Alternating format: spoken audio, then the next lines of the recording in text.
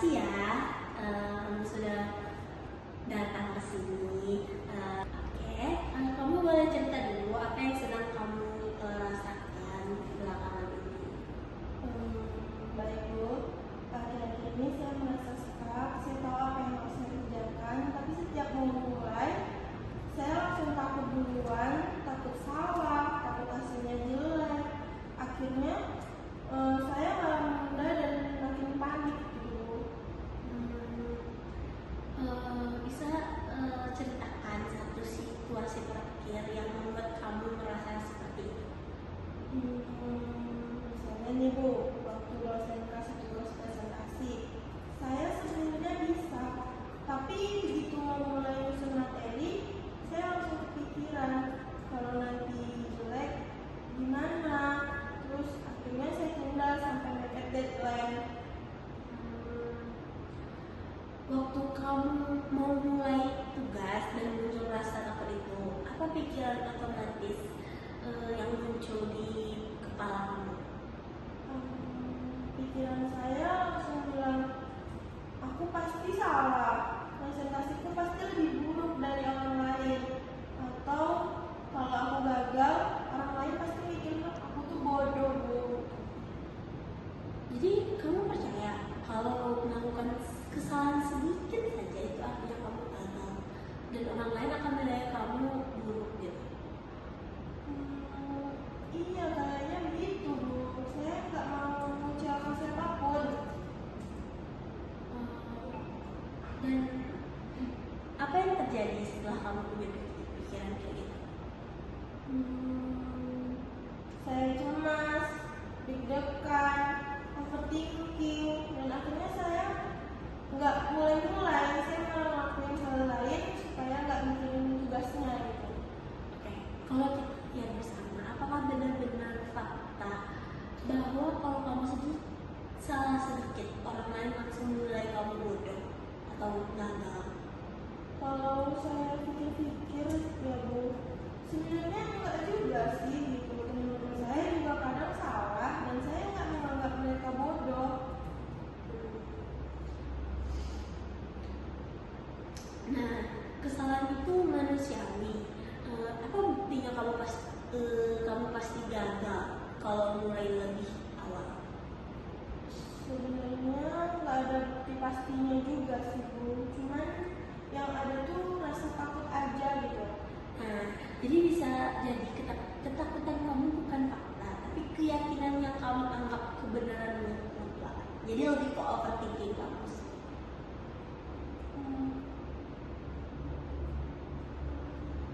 Jadi kalau kita buat keyakinan yang lebih realistis dan membantu, kira-kira bagaimana? Mungkin lebih kayak aku mungkin bisa salah, tapi itu normal dan aku tetap bisa belajar gitu. Nah, sangat bagus. Bisa juga begini, kayak kamu mikir kayak aku bisa mulai tugas sedikit demi sedikit, tidak harus sempurna. Bagaimana menurut kamu? Iya sih Bu, itu lebih masuk akal dan nggak seberat pikiran saya sebelumnya. Oke, kalau kamu pegang keyakinan baru itu, perilaku kamu kira-kira akan berubah bagaimana? Bagaimana ya Bu? Mungkin saya jadi bisa mulai lebih cepat, nggak perlu nunggu sampai mental saya jatuh dulu. Jadi betul, REBT bukan membuat kamu tidak punya rasa takut, tapi membuat kamu tidak bisa bergerak meskipun ada rasa takut. Jadi satu langkah kecil apa yang bisa kamu lakukan setelah pertemuan ini sesuai dengan keyakinan baru tadi? Mungkin saya bisa mulai tugas presentasi dengan buka laptop dan bikin kerangka dulu tanpa mikir harus bagus dulu gitu Bu. Yang penting saya presentasi dulu gitu Bu. Nah, itu pemikiran yang sangat baik. Kita akan evaluasi perkembanganmu di pertemuan berikutnya.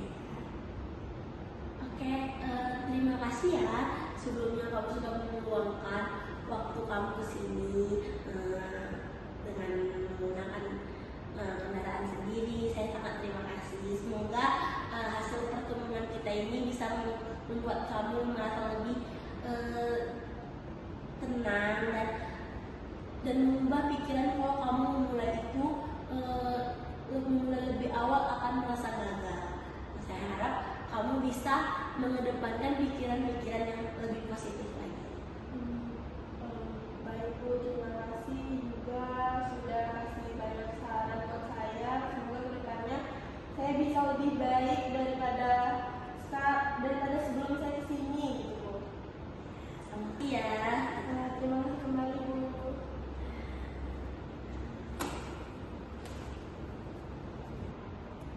Halo, selamat datang. Terima kasih sudah meluangkan waktu kamu.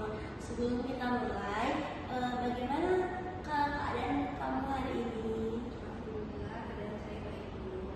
Oke, jadi kamu tadi kesininya bareng siapa? Kebetulan saya tadi kesini sendiri. Oh, jadi pakai kendaraan sendiri. Kamu udah makan atau belum? Udah Bu, udah semua. Oke, jadi bisa langsung aja ya mungkin ya. Bisa ceritakan apa yang ingin kamu ceritakan, kendala yang ada saat ini. Jujur ya Bu, belakangan ini saya merasa kayak terjebak itu. Kuliah sudah mulai masuk semester akhir, tapi saya takut setelah lulus saya itu nggak jadi siapa-siapa gitu. Terima kasih sudah jujur. Kita bahas sama-sama ya. Kamu tidak sendiri. Oke, coba ceritakan lebih dalam apa yang membuat kamu merasa takut jika takut tidak jadi apa-apa setelah lulus. Saya tuh lihat teman-teman saya tuh sudah punya rencana gitu Bu. Ada yang udah magang, ada yang udah nasional gitu, ada yang udah tawaran kerja juga. Sementara saya bahkan nggak tahu arah hidup saya itu mau kemana gitu. Pikirannya yang selalu muncul di diri saya itu kayak kalau aku tuh nggak sukses setelah lulus nanti berarti bila aku tuh sekarang tuh sia-sia gitu. Dan itu bikin saya kayak sesak gitu di dada gitu. Oke, ketika pikiran itu datang, apa dampaknya ke aktivitas kamu? Saya tuh jadi gimana ya namanya? Saya tuh jadi malas ikut kegiatan di kampus itu. Setiap mau daftar magang, saya bukan karena takut ditolak. Saya tuh merasa kayak tidak cukup layak gitu. Jadi ketakutan membuat kamu tidak bergerak dan itu memperkuat ketakutannya ya. Iya seperti lingkaran setan itu terus putar-putar gitu. Oke. Oke, jadi mari kita pikirkan lagi ya. Jadi pikiran ini kayak aku harus sukses setelah lulus atau hidupku gagal. Menurutmu apakah semua orang langsung sukses setelah lulus? Enggak juga sih Bu. Banyak teman-teman yang udah di atas saya gitu kan yang biasanya tuh mereka cerita baru dapat arahnya itu umur 25 sampai 26 gitu. Oke, kalau seorang belum sukses di umur 22 tahun, apakah hidupnya otomatis akan gagal? Kayaknya enggak sih. Tapi rasanya ketakutan itu ada di kepala saya. Oke, perbandingan itu bisa membuat standar menjadi tidak realistis. Apakah ada yang menuntut dirimu berada di fase yang sama dengan orang yang punya perjalanan hidup yang berbeda, yang nggak sama dengan kamu? Kan enggak ada sih kayaknya. Oke, bagaimana kalau kamu buat keyakinan baru yang lebih realistis? Mungkin saya nggak harus langsung sukses setelah lulus.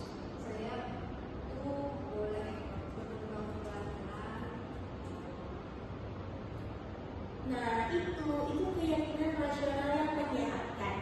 Jadi kita simpulkan, jadi selama ini kamu terjebak di keyakinan irasional tentang kesuksesan. Sekarang kamu punya keyakinan baru yang lebih realistis. Jadi kamu jangan mikir kalau kamu tidak lulus tepat waktu atau gimana, itu kamu bisa mengklaim diri kamu bahwa kamu itu gagal. Jadi kamu tuh harus bisa tuliskan setiap di pikiran kamu itu kalau aku harus sukses sekarang. Lalu ganti dengan kalimat rasional yang sudah kamu buat. Kayak punya pikiran yang lebih positif lagi gitu. Terima kasih ya Bu. Jadi saya lebih merasa tergugah karena udah cerita. Iya, sama-sama. Semoga dengan pertemuan ini bisa membuka pikiran kamu yang lebih luas lagi. Kalau kamu telat atau lama gitu, itu bukan berarti kamu tuh gagal. Cuma memang kamu udah kemakan dengan pikiran kamu sendiri gitu. Jadi saya harap kamu harus bisa membangun kalau saya harus bisa, saya bisa gitu. Jadi jangan terlalu dalam pikirannya. Dan terima kasih ya sudah mau bercerita lebih banyak tentang kegelisahan yang ada di pikiran kamu. Semoga kamu bisa menjadi pribadi yang